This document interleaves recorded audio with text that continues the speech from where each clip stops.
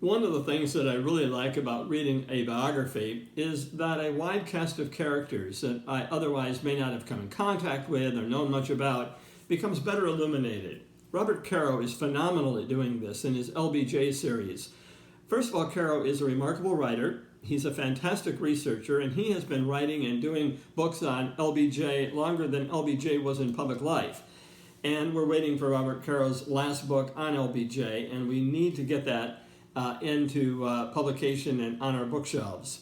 So Coke Stevenson is one of the characters that epitomizes, I think, that cast of characters that comes into greater relief when we have books on primary subjects, such as in this case LBJ. Coke Stevenson was a 1948 Democratic primary candidate in Texas, and I wrote about him a decade ago, and I just want to read one paragraph which sort of sums up the magical quality of Coke Stevenson. And so his coffee pot and his coffee drinking were legends in Texas. Once, when reporters were pressing him for comments on a recent development, he said, "Listen, I'm too old to burn my lips on boiling coffee." Often afterward, when pressed on an issue, he would say, "Well, just let that cup cool a while." With that quip, reporters started calling him Coffee Cooling Coke. And if you want to know more about Coke Stevenson and the second book of Caro's series, Means of Ascent is phenomenal. I first of all would start with the first book, but work my way through it. But if you just want to jump ahead to the 1948 campaign and get involved with Coke Stevenson, this is a book for you. Now, to the topic of today, and I don't want to put Coke Stevenson with the topic that we're going to talk about for just a minute, but it's William Langer, a former governor of North Dakota, and he will also become a United States Senator, and he will be pivotal when Earl Warren is being selected for the Supreme Court. Langer was an outcast. He was somebody that was not really on top par when it came to intellect and when it came to political sensibilities. When he was governor of North Dakota, he will be indicted and found guilty for conspiracy. And instead of being ousted, he will declare martial law. Finally, he will be removed from office, and he will go through a legal process which will vindicate him. His conviction will be overturned, and he decides to run for the United States Senate. And the people of North Dakota say, "Hey, that's our guy," and they actually send him to Washington, D.C. But he will be only in office provisionally at the beginning for almost a year. 30 Democratic senators will object to seating him. One of those individuals will be Harry Truman. Now, Langer is a real oddball. He is opposed to the United Nations. He's opposed to foreign aid. He is opposed to Britain in all respects. When Winston Churchill is about to arrive in New York on a ship, Langer calls the vicar of the Old North Church in Boston, and he says, "Put 2 lanterns in the belfry, the British are on their way." He was an oddball. He also decided that he was going to hold up any nomination for any office that wasn't going to be held by a North Dakota resident. And so he actually goes after the nominee for the ambassador to Switzerland because that individual did not come from North Dakota. So we now have Earl Warren, the governor of California. President Eisenhower nominates him for the position of the Chief Justice of the Supreme Court.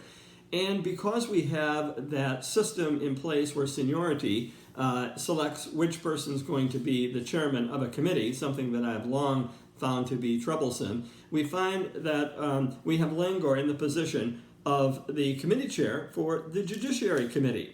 And he does not want Warren to be at all on the Supreme Court. And he will do something which is very much akin to what Wisconsin Senator Joseph McCarthy did. McCarthy, of course, had a list of communists. He couldn't divulge them, but he had a list. Well, Langer has a list of people that has found problems both ethically and legally with Earl Warren. And he says that he has this list, but he's not going to let the committee review it. He's not going to let the FBI review it, but he just keeps talking about it. There is a rule that has been in existence for a long time, where the paperwork, the mailings, and the interdepartmental type messaging that takes place with the Judiciary Committee in relation to a Supreme Court nominee is private for 50 years. So in 2004, the records of the Judiciary Committee as it pertains to the Earl Warren nominating process is opened. And we find that those names and those people that had all sorts of problems with Earl Warren, really, it's a bogus situation. In fact, I want to read you just a couple of the paperwork and the letters and the telegrams that came to Langor, apparently, showcasing what was wrong with Earl Warren. So typical of the notes are such from Claudia Babcock of Los Angeles. As one lone voter, I protest the appointment of Earl Warren, former governor of California, as Chief Justice. Why can't Senator Joseph McCarthy get something as important as that? Or the one from Mr. and Mrs. Fulton of Glendale, California, who warned the committee in a single-page handwritten note that Warren leaned too far to the left. Or Michael Gork of Little Neck, New York, who sent a postcard stating simply, Warren's appointment is a disgrace.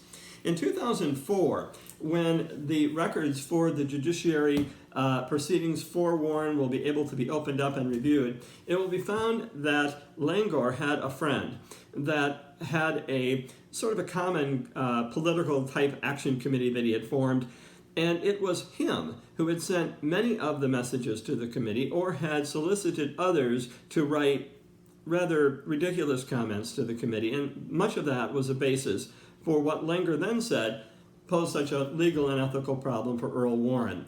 Obviously, Earl Warren becomes a justice for the Supreme Court and a pivotal one in the history of the legal process and the modernity of not only the court, but the country. So, if you're wanting to read more about, first of all, Earl Warren, but also about that very odd nominating process, there's a fascinating book. It's Justice for All, Earl Warren and the Nation He Made by Jim Newton. It is phenomenal. It is absolutely masterful in all ways, from being researched, the narrative. It's a story that just sort of carries the reader along.